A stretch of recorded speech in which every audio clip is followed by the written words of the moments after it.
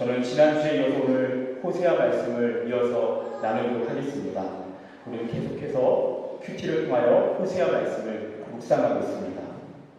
지난주에 우리가 호세아 3장을 함께 나눴다면 오늘은 호세아 6장의 말씀을 함께 나누겠습니다.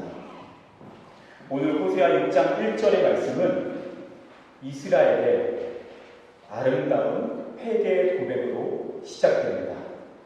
우리 1절 말씀 한번 보시겠습니까? 주보를 통해서 한번 보시고요. 함께 읽어보겠습니다. 시작. 오라, 우리가 여호와께로 돌아가자. 여호와께서 우리를 찢으셨으나 도로 낫게 하실 것이요 우리를 해치셨으나 싸매어 주실 것입니다. 아멘. 유명한 말씀입니다. 오라, 우리가 여호와께로 돌아가자. 돌아간다라는 것은 회개를 의미합니다. 지금 이 호세아서에 기록된 이 말씀을 선포하고 있는 사람은 여호와께 돌아가자라는 외침과 함께 3절에서는 근사한 시적 표현도 함께 고백하고 있습니다.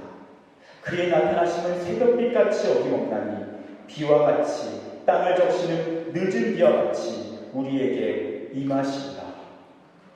너무너무 아름답습니다. 근사한 고백입니다.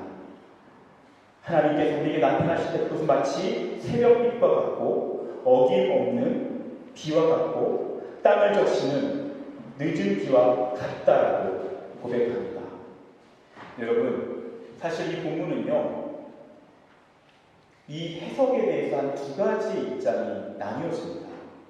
첫 번째 입장은 이 말씀은 호세아가 이스라엘 백성을 향해서 외치고 있는 외침이라고 보는 해석입니다. 그렇게 읽으면 우리 이스라엘 백성을 향해서 회개하라고 외치는 것이구나. 그럼 하나님이 은총을 베푸신다라는 말씀이구나 라고 생각할 수 있습니다. 네, 여러분, 이 첫 번째 입장보다 다른 두 번째 입장이 조금 더 많은 성서학자들에게 지지를 받는 입장입니다. 그것은 무엇인가? 두 번째 입장은 호세아의 외침이 아니라는 것입니다. 이스라엘 민족의 어떤 지도자라든지 한 백성 중에 대표하는 사람이 이렇게 외치고 있다라는 입장입니다. 그리고 중요한 것은 무엇이냐면 물론 지금 이 말씀에 기록된 내용이 틀린 말은 하나도 없습니다. 다 맞는 말입니다. 우리는 이 고백대로 기도할 수 있습니다. 하지만 이 고백은 하나님 앞에서 온전치 못한 회개의 고백이다라고 보는 입장입니다. 여러분, 지금 혹시 성경책을 가지고 계신 분들은요, 성경을 꺼내서 한번 이 호세아 6장 1절 바로 위에 그 단락의 제목이 뭐라고 적혀있는지 한번 보시면 좋겠습니다. 대부분 이렇게 적혀있을 것입니다. 백성들의 불성실한 회개. 아마 많은 성경이 그렇게 적혀있을 것입니다. 그 이유는 지금 말씀드린 이 두 번째 해석에 대한 입장이 훨씬 지배적이기 때문입니다. 왜냐? 이 1절에서 3절까지 이 백성의 고백 이후에 바로 4절, 5절, 6절 하나님의 말씀이 등장합니다.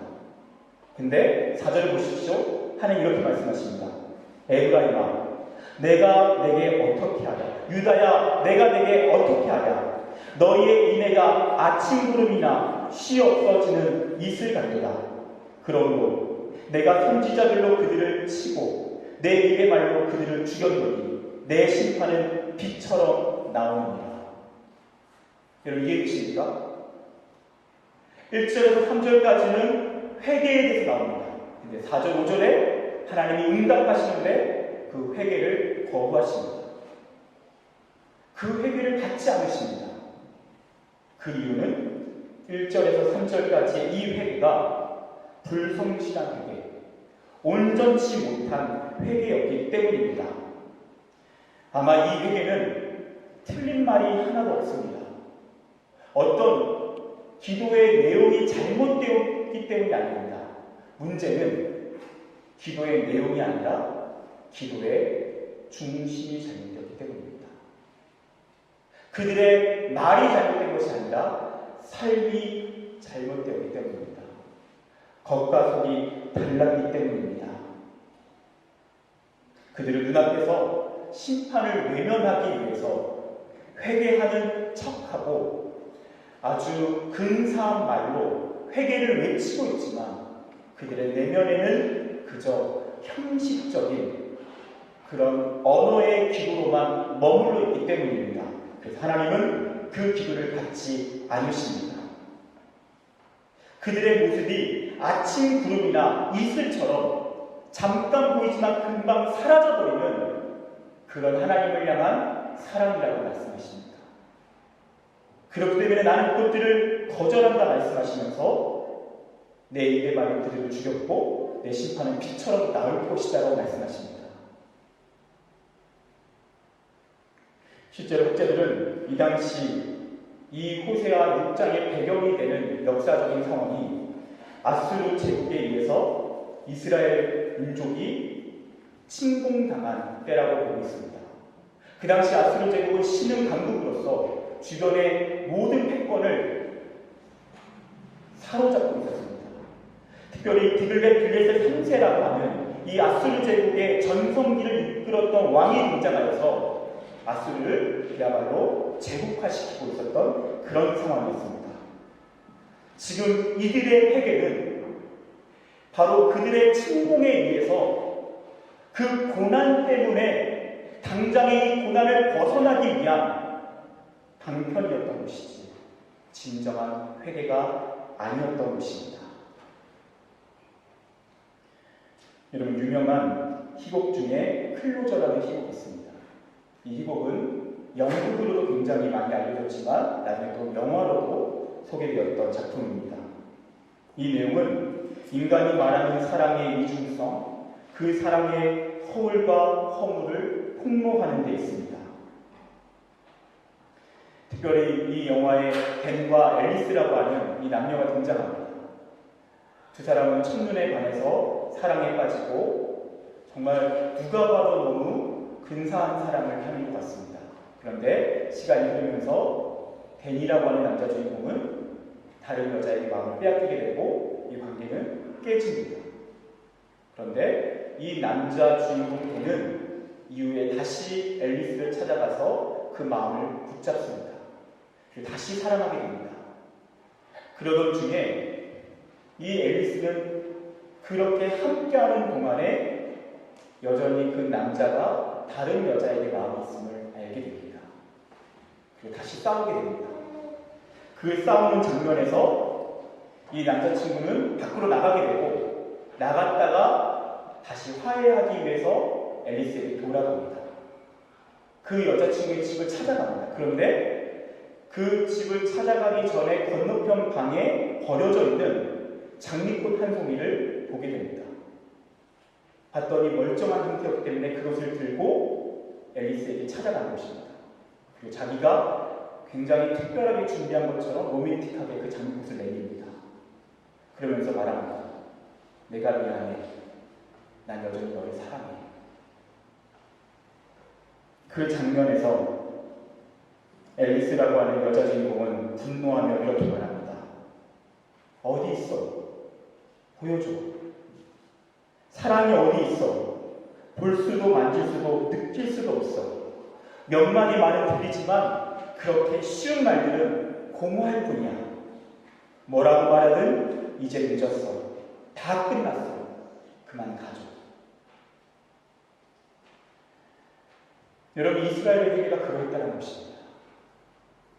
그들의 사랑은 여전히 보이지 않습니다. 만져지지 않습니다. 느껴지지 않습니다.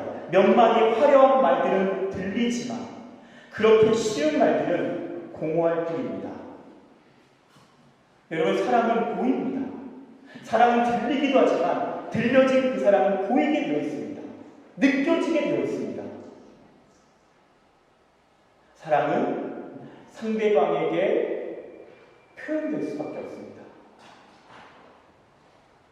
진정한 회개도 마찬가지입니다. 진정한 회개는 들릴 뿐만 아니라 보입니다.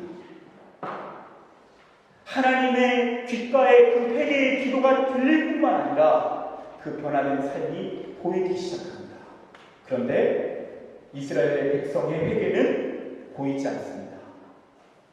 들릴 뿐입니다. 그리고 보면 볼수록 그들의 고백은 허울뿐임을 확인하게 됩니다. 그래서 하나님이 그 회개를 받지 않으신 것입니다. 이어서 하나님께서는 백성들에게 그렇다면 내가 너희들에게 진정으로 원하는 것이 무엇인지를 알려주고 계십니다.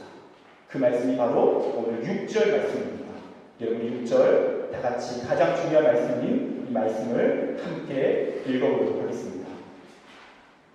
함께 합독합니다. 시작. 나는 인애를 원하고 제사를 원하지 아니하며 번제보다 하나님을 아는 것을 원하노라. 아멘. 하나님 이렇게 말씀하십니다. 나는 인애를 원하고 제사를 원하지 아니하며 번제보다 하나님을 아는 것을 원하노라. 여러분 이 말씀은 우리에게 좀 충격적으로 들려집니다. 왜냐? 하나님께서 먼저 제사와 번제를 원치 않으신다고 말씀하시기 때문입니다. 여러분 제사와 번제를 누가 제정하셨습니까?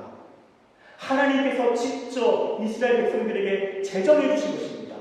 그런데도 그 제사와 번제를 원치 않으신다고 말씀하십니다. 그 이유는 그 예배 자체를 원치 않으신다는 것이 아니라 그 예배가 잘못되었기 때문에 원치 않으신다고 하신 것입니다. 그러시면서 그분은 무엇을 원하시는지를 말씀하십니다. 그것이 바로 인애와 하나님을 아는 것이라고 말씀하십니다.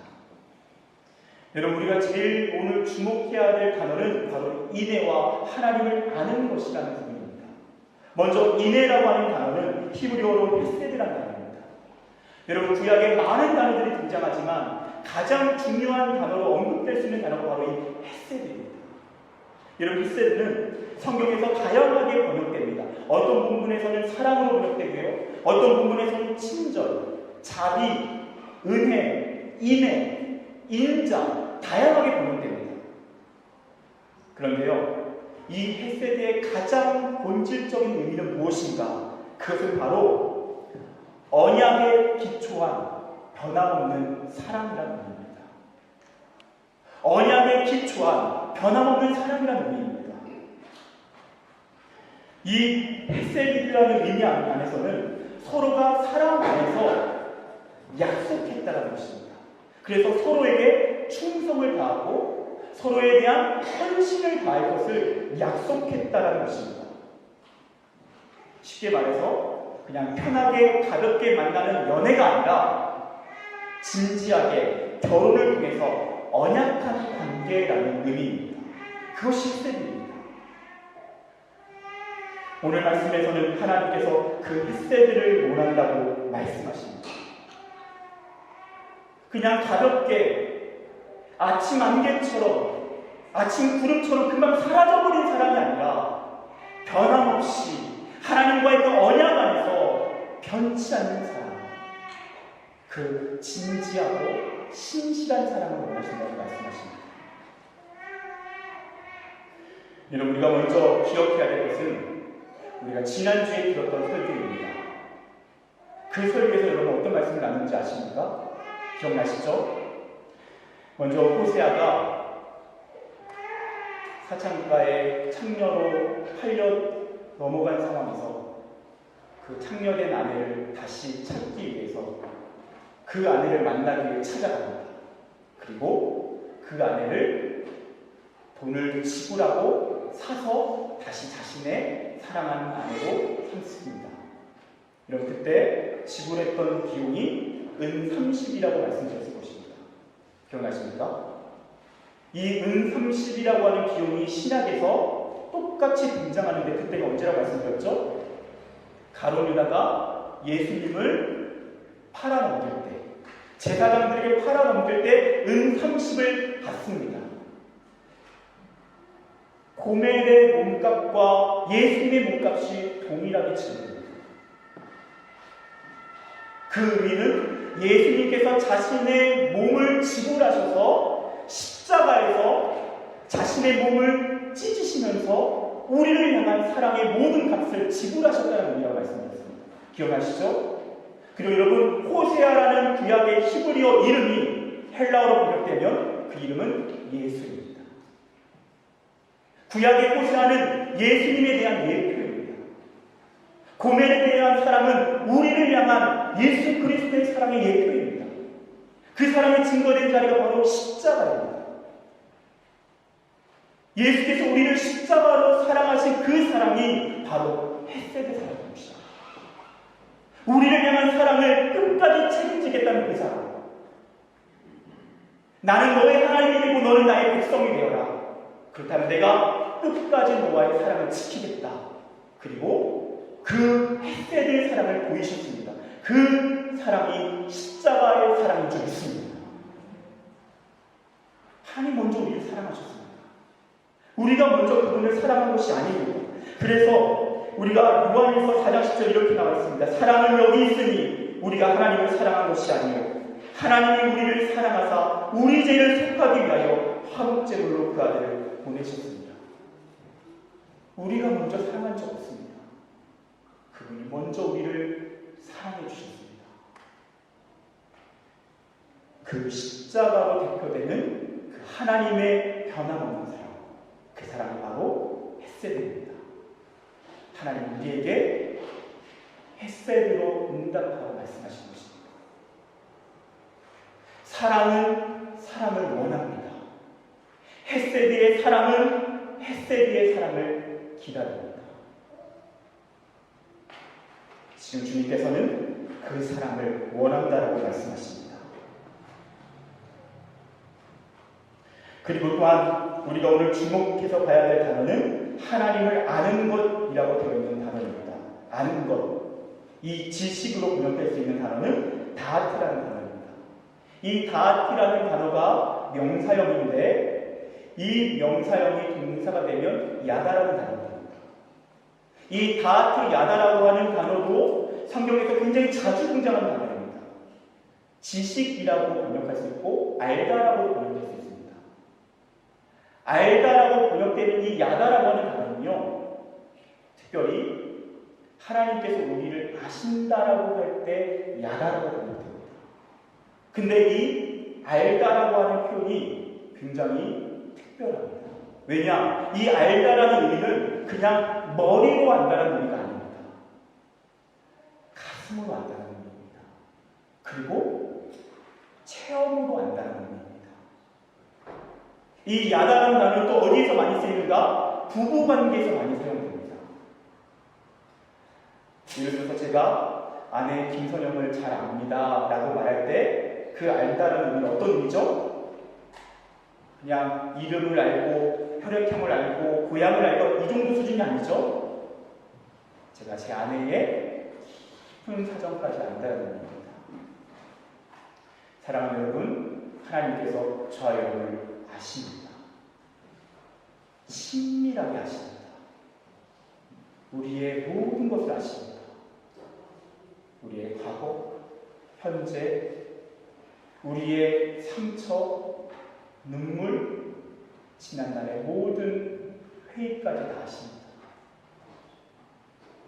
머리로 하시지 않고 가슴으로 하시고 우리의 사정을 공감하십니다. 그것이 야다입니다. 하나님께서 지금 이 시간 저와 여러분에게 내가 너를 안다. 그냥 머리로 하는 것이 아니라 내가 온 가슴으로 너를 알고 있다. 너도 나를 그렇게 알았으면 좋겠다. 그 친밀한 사귐의 자리로 초대하고 계시는 것입니다. 그것이 오늘 이 말씀에서 기록되어 있는 저와 여러분을 향한 하나님의 소원입니다. 여러분, 그렇다면 오늘 이 말씀 속에서 이 헤세드와 야다라고 하는 이 하나님의 마음은 특별히 예배의 자리에서 실현되기를 원하신다라고 말씀하십니다. 지금 하나님께서는 더 이상 예배 드리지 말라고 말씀하시는 것이 아니라 너의 예배 가운데 헤세드와 야다가 회복되어야 된다고 말씀하시는 것입니다. 사랑하는 여러분, 오늘 이 시간 우리 파리 연합교회 예배가 헤세드와 야다의 영성이 회복되기를 축복합니다. 아멘. 우리의 신체된 예배의 형식이 있었다면 그 예배 자리에 이 헷세드와 야단을 통하여서 살아있는 예배로 다시 살아날 수 있도록 축복합니다.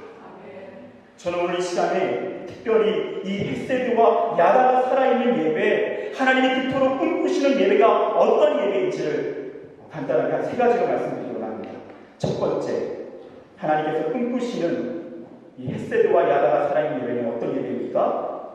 바로 종교적 형식에 집착하는 예배가 아니라 사랑의 진심을 담은 예배를 원하십니다.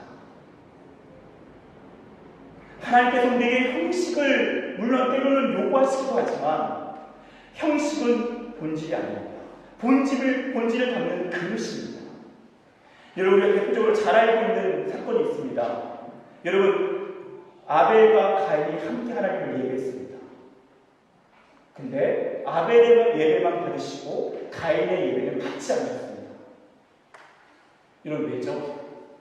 어떤 사람은 그 예배의 방식이 잘못됐다고 얘기합니다. 아벨은 양으로 드렸고 가인은 곡식으로 드렸기 때문이라고 얘기합니다. 그 해석은 잘못된 것입니다. 성경에 분명히 곡식으로도 예배할 수 있는 소재가 나와 있습니다. 그렇게 접근한다면 그 해석은 좀 많이 아쉬운 것입니다. 정확한 것은 형식의 문제가 아니라 마음의 문제였다는 것입니다. 그 삶의 문제였다는 것입니다. 여러분, 이 자리에 우리가 다 같이 앉아있지만 하나님 특별히 이 시간 우리의 예배의 중심을 보고 계십니다. 지금 우리의 예배의 이유와 목적을 보고 계십니다.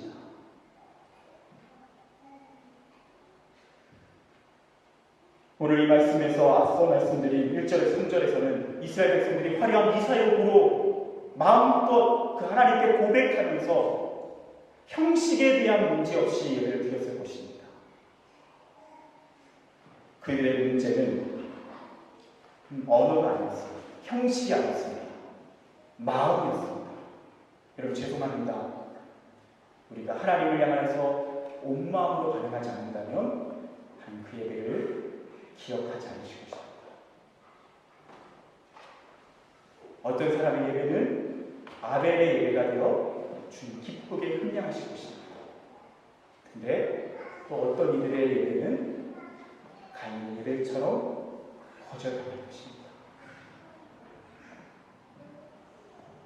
왜냐? 하나님은 피상적인 예배, 형식적인 예배, 종교적 의무감에 사로잡힌 예배를 원치 않으십니다. 그거는 사랑의 진심이 담긴 예배를 간절히 원하십니다. 그것이 바로 헷세드와 야다를 통해서 회복되어야 할 우리 예배의 영성인 줄 믿습니다. 여러분, 제가 어린 시절에 청소년 시기에 깊은 방황을 했습니다. 사실 제가 나름 고등학교에서는 선생님들이 가장 속을 썩이는 학생으로 유명했던 그런 시절을 보내고 누가 봐도 저 친구는 감당이 안 된다라는 그런 소리를 듣던 학생이었습니다. 그랬던 제가 그 어린 시기에 예수님을 만났습니다. 그 방황의 자리에서 예수님을 만났습니다. 그래서 예수님을 너무 사랑하게 됐습니다. 그분을 너무너무 사랑해서 예배의 자리를 사모하게 되었습니다. 한 번은 어떻게 하면 내가 이 예배 가운데서 하나님을 향한 내 마음을 표현할 수 있을까 고민하던 중에 참 이렇게 뭔가 늘 아쉬운 것입니다. 이 정도로 예배하고 싶지 않은 것입니다. 더 드리고 싶은 거예요. 그래서 잘 봤더니 많은 분들에게 헌금을 하는데 그 당시 제가 학생이다 보니까 돈이 별로 없었습니다. 그래서 저도 좀 하나님께 막 드리고 싶은데 진짜 돈이 없는 거예요. 그래서 어떻게 해야 되나 하다가 기도하는 중에 갑자기 떠오른 게 제가 소중히 아끼던 잠바였습니다. 그 잠바가 그 당시 제 또래 사이에서 굉장히 유행하는 잠바였기 때문에 그것을 팔면 꽤 값을 받을 수 있었습니다. 그래서 그 옷을 팔아서 그 돈을 모아서 헌금을 하게 됐습니다. 그래서 저는 그 드리는 것이 참 감사했고 참 행복했습니다. 그런데 그 목사님께서 갑자기 그 다음 주에 저를 부르신 겁니다. 너가 혹시 큰 돈을 헌금했니? 왜냐면 제가 무명으로 헌금을 했거든요. 그래서 네, 제가 헌금을 했습니다. 그랬더니 그 목사님이 그러신 겁니다. 아니, 갑자기 무명으로 큰 돈이 들어왔는데 이렇게 헌금할 사람이 왜 누가 이렇게 헌금을 했을까라고 해서 하나님께 물었답니다. 하나님, 누가 이렇게 헌금을 했는데 누가 헌금을 했는지 모르겠습니다. 그랬더니 계속 희석이가 헌금을 했다라고 알려주셨다고 합니다. 그래서 아닙니다, 하나님, 그 학생은 돈이 없습니다. 학생입니다. 그때 하나님이 분명히 제가 했다라고 알려주셨다고 합니다. 그래서 저를 부르셨습니다. 어떻게 헌금을 했냐? 그래서 말씀을 드렸습니다. 사실 제가 이렇게 해서 제가 옷을 팔아서 헌금을 했습니다. 그래서 그 말씀을 드리고 그 목사님 다음날 또 제가 말씀해 주셨습니다. 내가 그 헌금을 가지고 기도하는 하나님이 내가 그에게 찬송의 옷을 입혀주겠다라고 말씀하셨다는 겁니다. 여러분, 그것이 주님과 저와의 첫사랑의 시작이었습니다. 그런데 하나님께서 그 사랑이 시들시들해질 때마다 그때를 생각하게 하십니다. 나는 너가 목사로 드리는 예배를 원하지 않는다. 나는 너가 대단한 무엇인가를 꾸며서 드리는 예배를 원치 않는다. 나는 너의 그 중심을 원한다. 너의 그 사랑, 그 진심으로 하나님을 예배했던 그 사랑의 진심을 원한다. 사랑하는 여러분, 우리 파리 연합교회 예배가 그 사랑의 진심으로 충만한 예배 되기를 축복합니다. 여러분, 다른 건 조금 엉성해도 괜찮습니다. 좀 부족해도 괜찮습니다.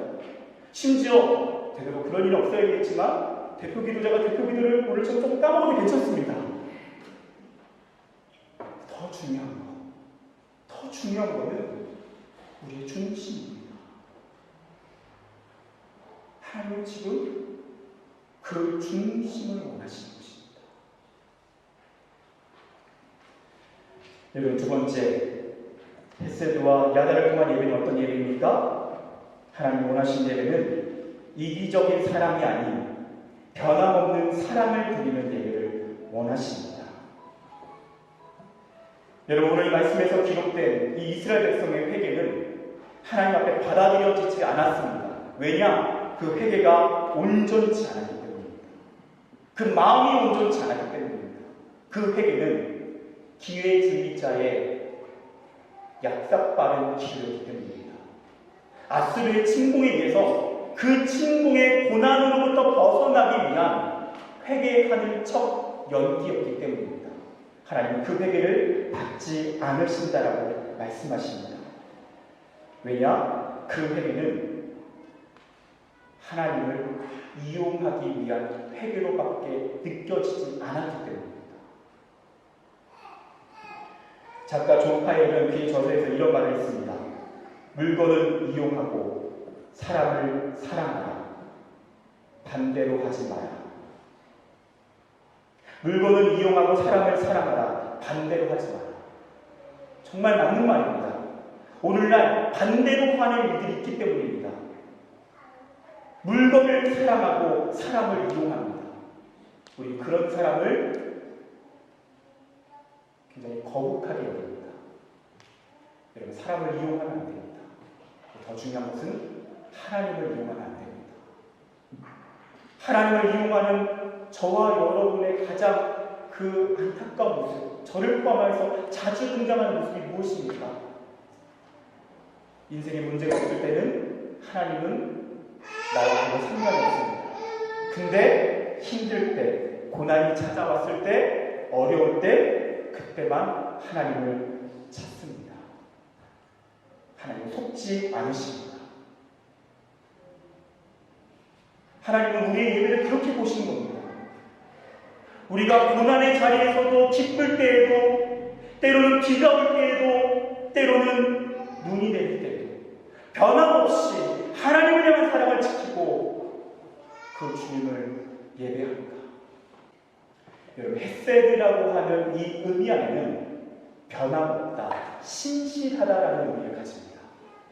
저와 여러분의 삶 가운데 그 변함없는 헤세드의 예배가 회복되기를 축복합니다.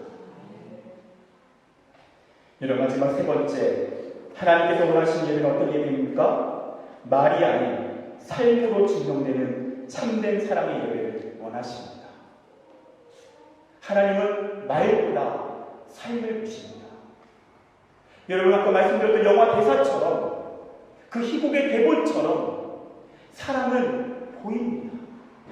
사랑은 들릴 뿐만 아니라 보이고 느껴지고 만져집니다. 특별히 하나님은 언제 그 사랑을 보게 되시고 느끼게 되시는가? 삶 속에서 우리의 모습을 통하여 보게 되십니다.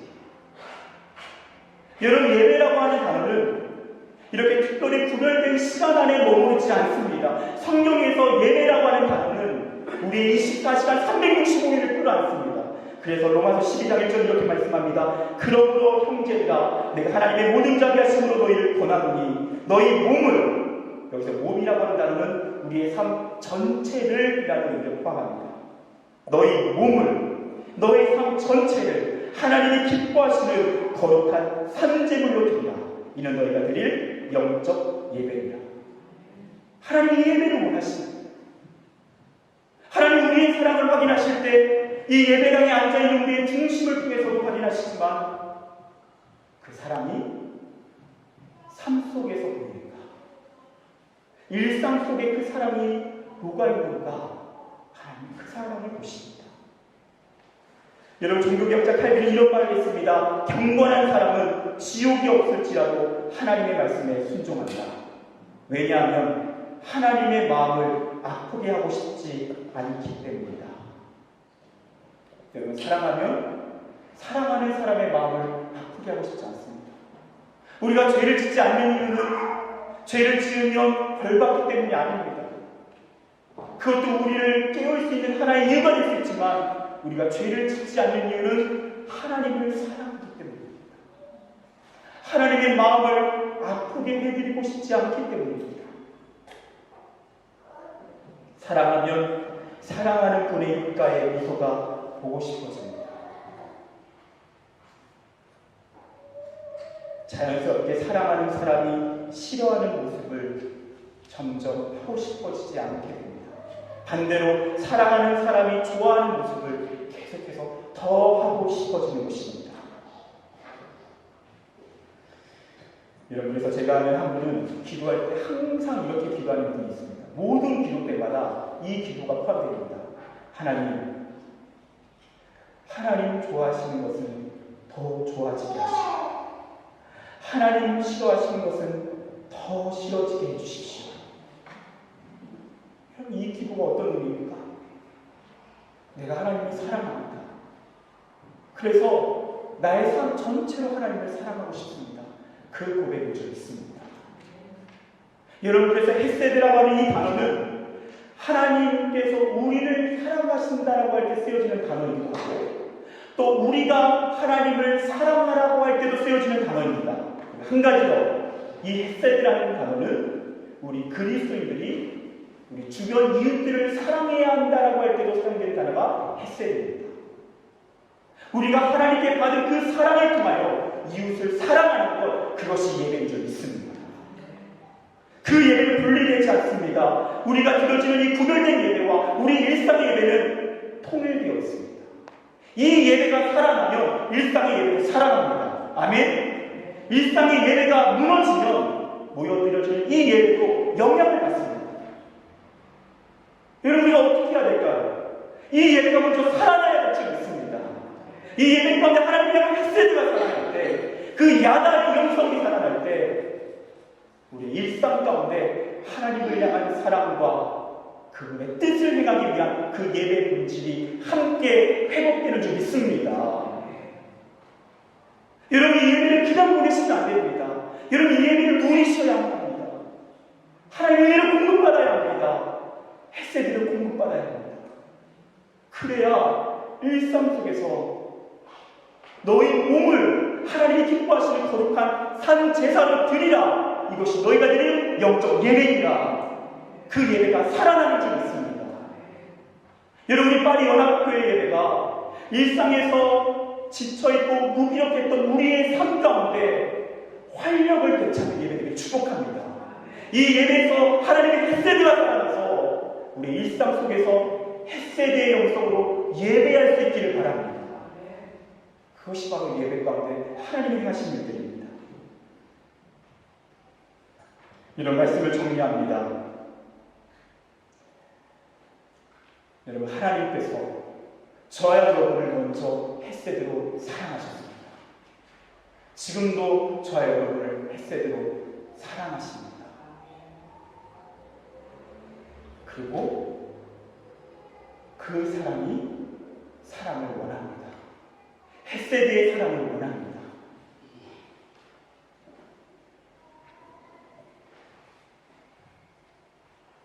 가장 먼저 우리 예배를 점검합시다. 우리가 지난날 하나님 앞에 드렸던 이 예배가 지금 어떤 모습으로 보여지고 있습니까?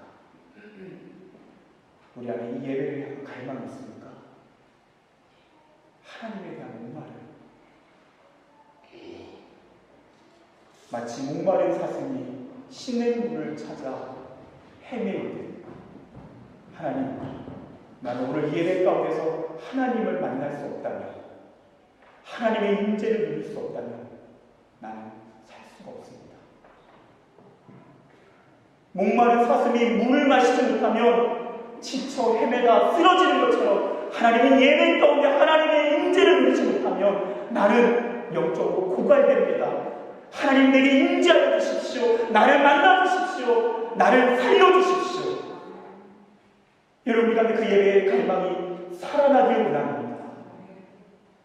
그리고 그 햇세드의 사랑으로, 야다의 사랑으로 우리에게 찾아오신 하나님 앞에 우리 일상이 햇세드와 야다의 영성으로 하나님 앞에 영광 돌리며 나가는 그런 저와 여러분의 인생 되시길 축복합니다. 같이 기도하겠습니다. 우리 같이 기도할 때에 여러분 진지하게 기도합시다. 여러분,